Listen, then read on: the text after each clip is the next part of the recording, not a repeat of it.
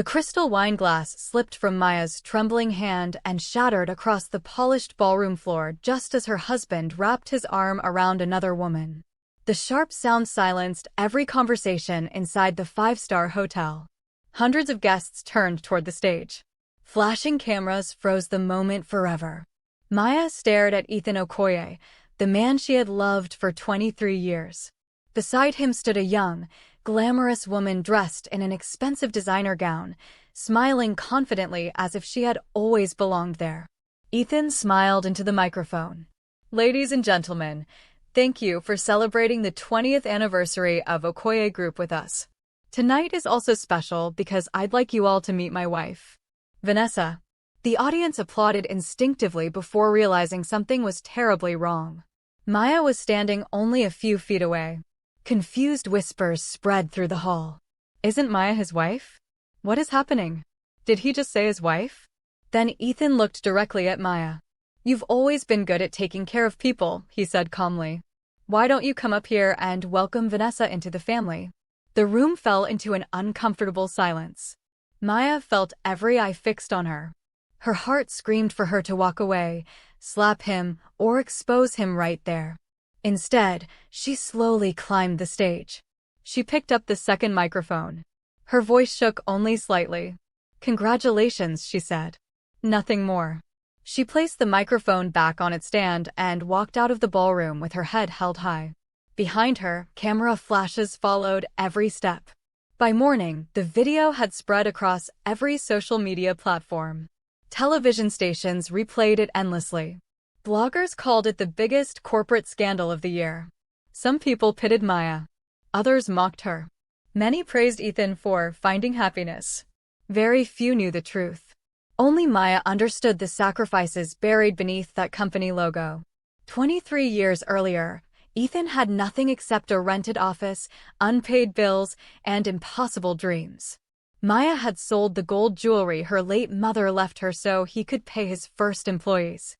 She had managed the accounts, negotiated contracts, and stayed awake countless nights preparing financial reports while carrying their first child. When the company nearly collapsed during its 5th year, she invested every naira from her inheritance to save it.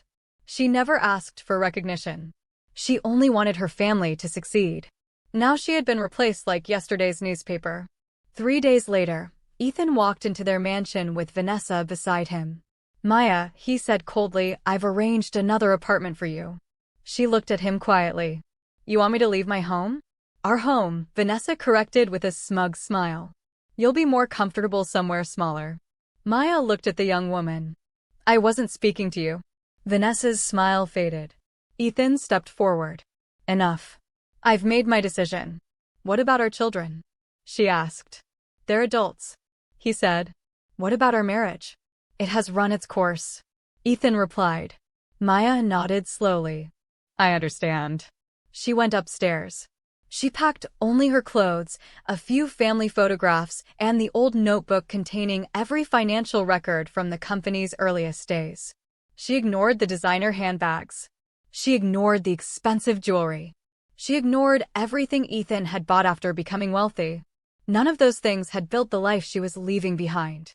As she rolled her suitcase toward the front door, Sophia rushed into the house. "Mom." She hugged Maya tightly. "Tell me this isn't true." Maya forced a smile. "It'll be all right." Sophia turned toward her father. "How could you do this?" "This is between your mother and me," he said. "No, Dad. You embarrassed her in front of the whole country." Daniel arrived moments later. Unlike his sister, he remained quiet. He glanced at Ethan before speaking. Maybe everyone just needs time." Sophia stared at him in disbelief. "So you're taking his side?" "I'm trying to be realistic," Daniel said. Maya gently held Sophia's hand. "Don't fight." She kissed both children before leaving. Outside the gate, she took one last look at the mansion she had helped build. Not with bricks. With sacrifice. She entered a taxi without looking back. Weeks passed. Vanessa transformed the mansion into a playground for luxury parties. Every weekend brought celebrities, influencers, loud music, and expensive champagne. Money flowed out faster than it came in. Inside the company, experienced executives quietly resigned. Several major projects fell behind schedule. Ethan dismissed every warning. "We'll recover," he insisted. At the same time, Maya rented a modest apartment overlooking a busy Lego street. She found peace in the silence. Every morning she read, exercised, and volunteered at a center supporting women rebuilding their lives after broken marriages. She never spoke publicly against Ethan. Her silence confused everyone.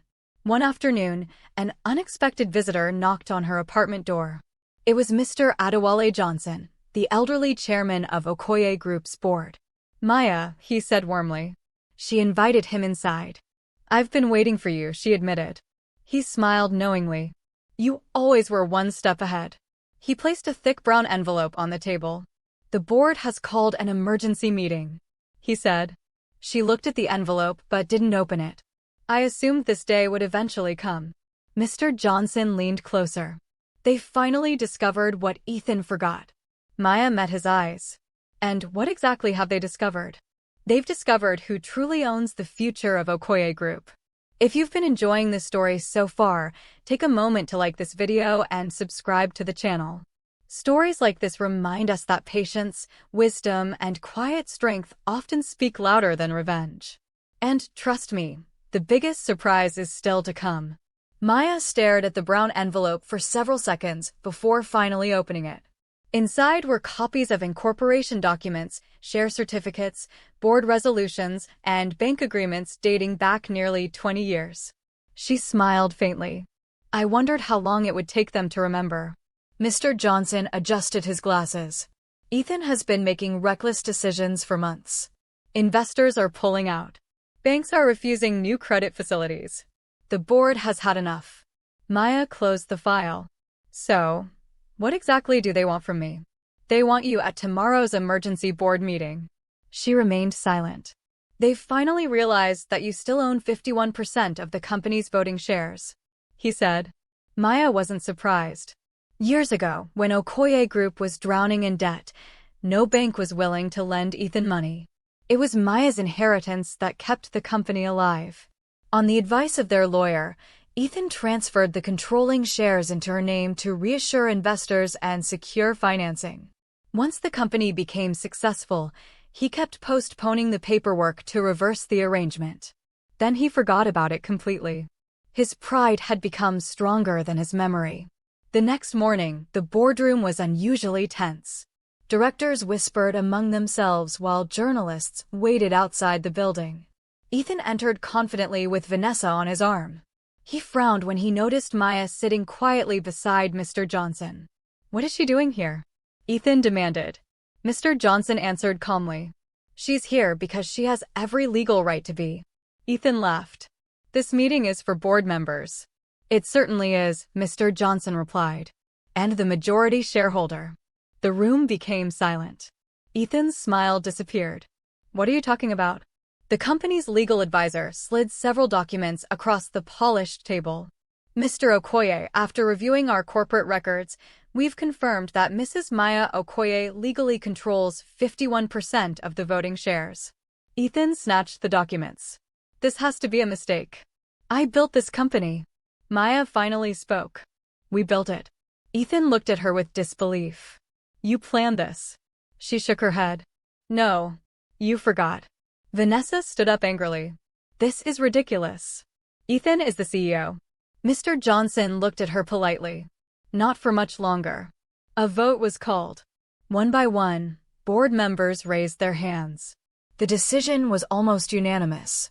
Effective immediately, Ethan Okoye was removed as Chief Executive Officer pending further financial investigations.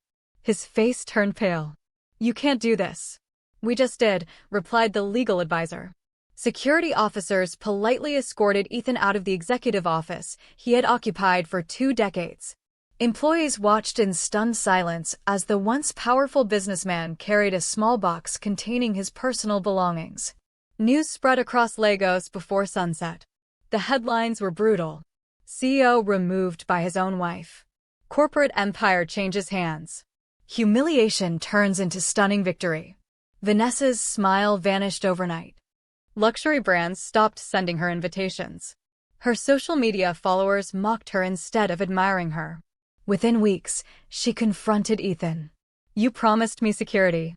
I'll fix this," he said. With what money? She packed her designer bags and walked away without looking back. The same woman who had celebrated stealing another woman's husband abandoned him the moment the money disappeared. For the first time in his life, Ethan understood what it felt like to be left behind. Days later, Daniel visited his mother. He stood quietly outside her apartment before knocking. When Maya opened the door, he lowered his head. "I'm sorry, Mom." She didn't speak. "I thought success meant Dad was always right. I should have defended you." Tears filled his eyes. "I failed you." Maya hugged him tightly. "The fact that you came back is enough." Sophia smiled through her tears as she watched her family begin to heal. Several months later, Okoye Group held another company gathering. This time there were no loud surprises. No public humiliation. No hidden betrayal. Employees filled the auditorium as Mr. Johnson stepped onto the stage. "Ladies and gentlemen," he announced, "please welcome our new Group Chief Executive Officer." The audience rose to their feet. Maya walked confidently onto the stage. The applause lasted several minutes. She waited until the room became quiet. "I stand here today," she began, "not because I wanted revenge, but because integrity deserves a chance to lead." Everyone listened carefully. "I have learned that people may take your kindness for weakness, your silence for ignorance, and your patience for surrender." She smiled gently. "But character always outlives arrogance." The audience erupted into another standing ovation. Outside the building, Ethan watched the celebration from across the street. He had come hoping to speak with her. Instead, he saw the woman he had tried to disgrace being celebrated by hundreds of employees whose livelihoods she had helped create. For the first time in many years, he realized wealth had never been his greatest achievement. Maya had been. He turned around and quietly walked away. Not because someone forced him to, because there was nothing left to say. Maya never celebrated his downfall. She simply continued rebuilding the company, creating scholarship programs for young women studying finance and entrepreneurship, and establishing a foundation that helped abandoned wives restart their lives with dignity. People no longer remembered her as the woman whose husband humiliated her. They remembered her as the woman who refused to let humiliation define her future. Sometimes the loudest victory isn't getting even. It's rising so high that those who tried to break you can only watch from a distance. If this story touched your heart, don't forget to like this video, subscribe to the channel, and share it with someone who needs the reminder that patience, dignity, and perseverance can overcome even the deepest betrayal. Also tell us in the comments, if you were Maya, would you have forgiven Ethan, or would you have walked away forever? We'd love to hear your thoughts. Until the next story, stay blessed and keep believing that good character always has the final word.